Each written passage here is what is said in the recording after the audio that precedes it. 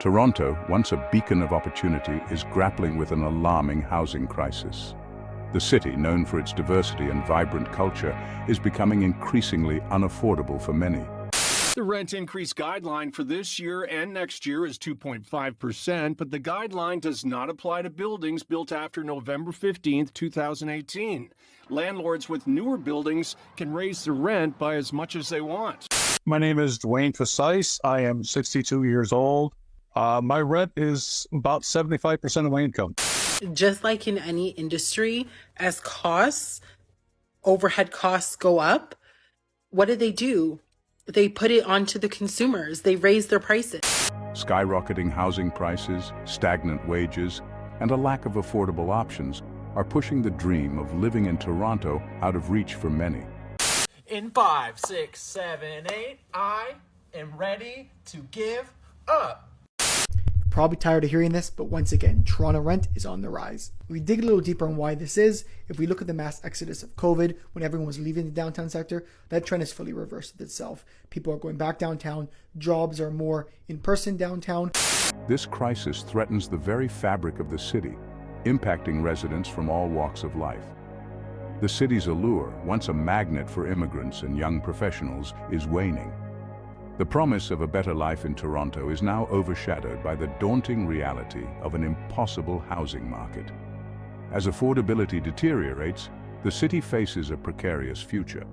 The question remains, can Toronto regain its footing as a city of opportunity, or will it succumb to the pressures of unaffordable living? We reached out to renters across the country to hear how these soaring prices are impacting their lives. I think we have all noticed that the cost of living has just skyrocketed.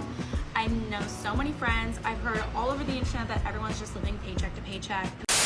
So my name is Tasha Ford. I am 35, almost 36. For percentage of my income on rent, I spend about roughly 42% between rent and utilities. The roots of Toronto's housing crisis are complex and multifaceted. A confluence of factors has contributed to the city's skyrocketing housing prices. Limited land supply, coupled with increasing demand, has created a seller's market. What the hell is going on? What is this city? What is this city? My plan is to build 25,000 new rent-controlled homes with thousands of below-market rent on city-owned land.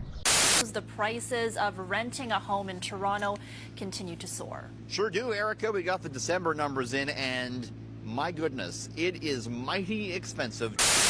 Foreign investment, often cited as a culprit, has played a role in driving up prices. Low interest rates, while stimulating the economy, have also fueled demand and inflated prices. Additionally, government policies, such as restrictive zoning regulations and slow approval processes, have exacerbated the shortage of affordable housing options. The combined effect of these factors has created a perfect storm, making Toronto's housing market one of the most challenging in the world. The impact of Toronto's housing crisis is felt most acutely by low and middle-income earners. Essential workers, young families, and newcomers are struggling to find affordable housing options. Many are forced to allocate a disproportionate amount of their income towards rent or mortgage payments, leaving little for other essential needs. The crisis has also disproportionately impacted marginalized communities. Racialized individuals, recent immigrants, and those with disabilities face additional barriers in accessing safe and affordable housing. The dream of homeownership, once a cornerstone of Canadian identity, is slipping further away for many, threatening the city's social fabric. As we all know, the Toronto rental market is ridiculous. And with that means tenants are moving very quickly. Rental supply is getting swept up within a day of being listed. So people have resorted to offering on properties sight unseen because that's the only option. Otherwise, it's going to be gone. It's going to be gone the day it's listed or the day after. There's no time to see it. Got a lot of questions about the last post, like the condo that we moved from.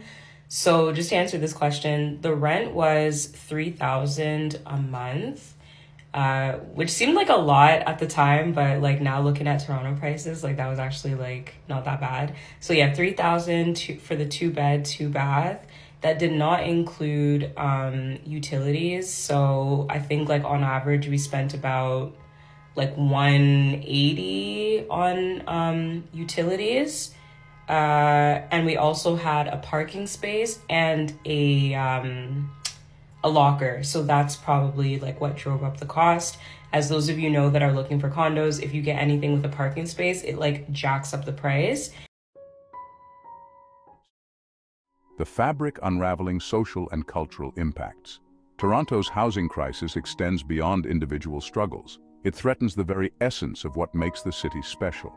The city's diversity, a point of pride, is at risk as soaring housing costs push out artists, entrepreneurs, and young families.